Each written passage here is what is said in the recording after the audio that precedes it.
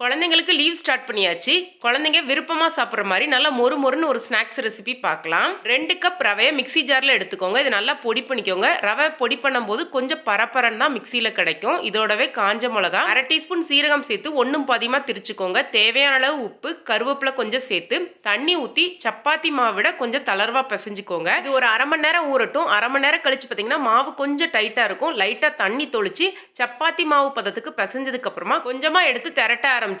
திரட்டுறதுக்கு கோதுமை மாவு இல்லாட்டா மைதா மாவு சேர்த்துக்கோங்க. திரட்டுறது பார்த்தீங்கன்னா நம்ம எப்பவும் சப்பாத்திக்கு திரட்டுற மாதிரி திரட்டி எடுத்துக்கோங்க. ரொம்ப தடிமனாவும் வேண்டாம், அதே நேரத்தில் ரொம்ப மெல்லுசா இல்லாம திரட்டி எடுத்துக்கோங்க. பீஸா கட்டர் இல்லாட்டா கத்தியை வச்சு இந்த மாதிரி கட் பண்ணி எடுத்துக்கோங்க. இது அப்படியே ஒரு தோசை கரண்டியை வச்சு எடுத்து தட்டில் எடுத்து வச்சுக்கோங்க. அதே மாதிரி எல்லா மாவையும் திரட்டி ரெடி பண்ணி வச்சுக்கோங்க. இங்கே எண்ணெய் நல்லா காஞ்சதுக்கு அப்புறமா கொஞ்சம் கொஞ்சமா எடுத்து போட்டு பொரிச்சு எடுத்துக்கோங்க. எண்ணெயில போடும்போது மொத்தமா போட்டாலும் பொரிஞ்சு வரும்போது ஒன்னொன்னா தனியா வந்துடும். நல்லா மொறு மொறுன்னு சூப்பரா இருக்கும். கண்டிப்பா ட்ரை பண்ணி பாருங்க. நன்றி, வணக்கம்.